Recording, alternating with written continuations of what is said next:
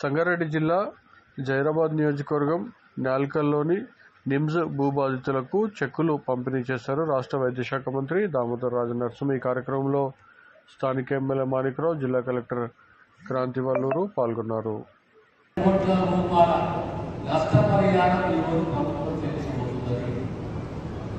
ఇంతమంది ప్రాథమిక ప్రజలందరూ అడుగుతుండే ముఖ్యంగా హనుమంతరావు గారు ఇద్దరు అడుగుతుంది ఏంటంటే ఇంకో 1000 మంది రైతులు మిగిలిపోయేది ఏదైతే నష్టం జరిగిందో ఆ రైతులకు కూడా మీరు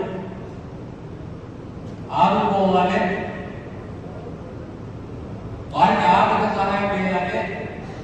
ఏ రకంగా ఈ 500 రైతులను మీరు ఆదుకున్నారో అదే రీతిలో అదే పద్ధతిలో వారిని కూడా మీరు ఆదుకుంటే ఇప్పుడు భూసేకరణ కొనసాగుతున్నదో 2013 చట్ట ప్రకారం మిగతా భూసేకరణ 2013 చట్ట ప్రకారం ఇవ్వండి. ఈ 1000 మందికి సంబంధించిన నష్టపరిహారాన్ని ఓ లీగల్ ఒపీనియన్ తీసుకొని వాళ్ళని ఆదుకునే దిశగా మా ప్రయత్నం ఉంటుందని సభాముఖంగా తెలియజేస్తున్నారు. ఈరోజు 500 ఎకరాలకు సంబంధించి సుమారు 229 కుటుంబాలు చాలా మటుకి మునిగికి ఎగువచ్చి రాలేదంట.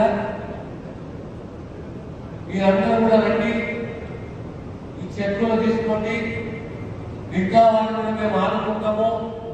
సుమారు 5,000 ఎకరాల భూసేకరణ జరిగింది. ఇంకొక 7,000 ఎకరాల భూసేకరణ జరగాలి. ఓవరాల్ గా ప్రాజెక్టు యొక్క కాస్టు నిధులు ప్రాజెక్టు యొక్క వ్యయం 45,000 కోట్ల రూపాయల నుంచి 50,000 కోట్లకు పెరుగుతుంది. ఇక్కడ అన్ని పరిశ్రమలు వస్తే రేపు పొద్దుగా సుమారు 2.5 లక్షల మంది నిరుద్యోగులకు ఉద్యోగ అవకాశాలు వస్తాయి. తిరిగి 1,20,000 కోట్ల రూపాయల వరకు మనకు ఆదాయం వస్తుంది.